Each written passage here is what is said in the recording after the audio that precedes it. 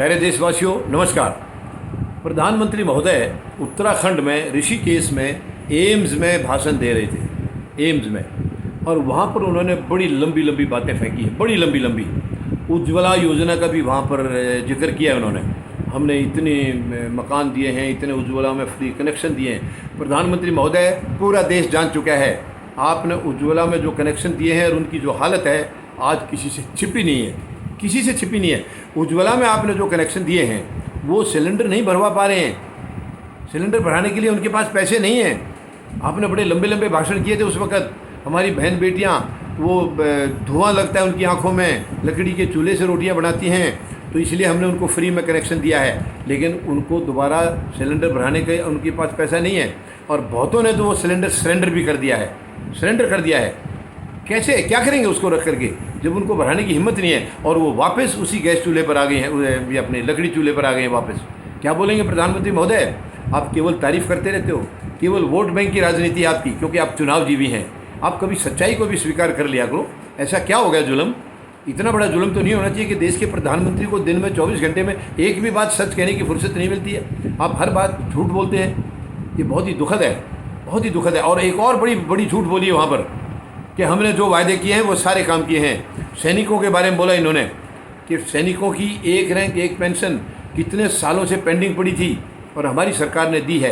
प्रधानमंत्री महोदय, वो सैनिक जब आपने 100 दिन का वायदा किया था, 200 दिन, 300 दिन, 400 दिन इंतज़ार करते रहे हैं। मैं भी उस टुकड़ी का हिस्सा हूँ, मैं भी भारतीय सेना का एक सिपाही हूँ, हम भी उसका हिस्सा है। 400 दिन तक इंतज़ार किया, फिर आप लोगों को चिट्ठी लिखी, आपने कोई जवाब नहीं दिया। उसके बाद 14 जून 2015 को हम लोगों ने बहुत बड़ी रैली की है जंतर मंतर पर, और उस रैली में फिर सरकार को चिताया था कि आज रात 12 बजे से पहले अगर सरकार की तरफ से कोई जवाब आया तो ठीक है, वरना कल से हम अनिश्चितकालीन भूख हड़ताल पर बैठ जाएंगे। तो स्वभाव के मुताबिक कोई जवाब नहीं आया, और 15 जून 2015 से सैनिक भूख हड़ताल पर बैठ गए अनिश्चितकालीन।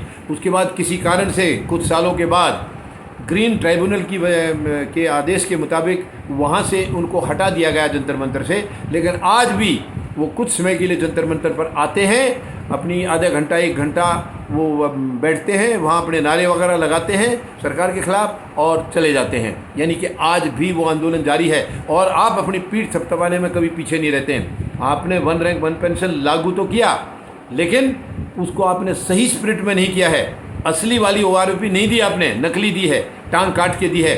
और उसके बाद भी 5 साल के बाद जो रिव्यू होना था वो आपने आज तक नहीं किया है। ये कितनी बड़ी शर्म की बात है, दुर्भाग्य की बात है। और प्रधानमंत्री महोदय अपनी पीठ थपथपाने में कभी पीछे नहीं हटते हैं। आप पीठ थपथपाइए प्रधानमंत्री महोदय, लेकिन पहले सच्चाई तो बताइए जनता को, सच्चाई बोलिए, मत झूठ का सहारा लीजिए। बहुत दुख की बात है, आप हर जगह झूठ का सहारा लेते हैं। बहुत मतलब ये इतना ख़राब लगता है देशवासियों को कि एक देश के प्रधानमंत्री होकर हर वक्त झूठ बोलते हैं। मेहरबानी करके अपनी आदत बदलिए। धन्यवाद। जय जवान, जय किसान, जय हिंद।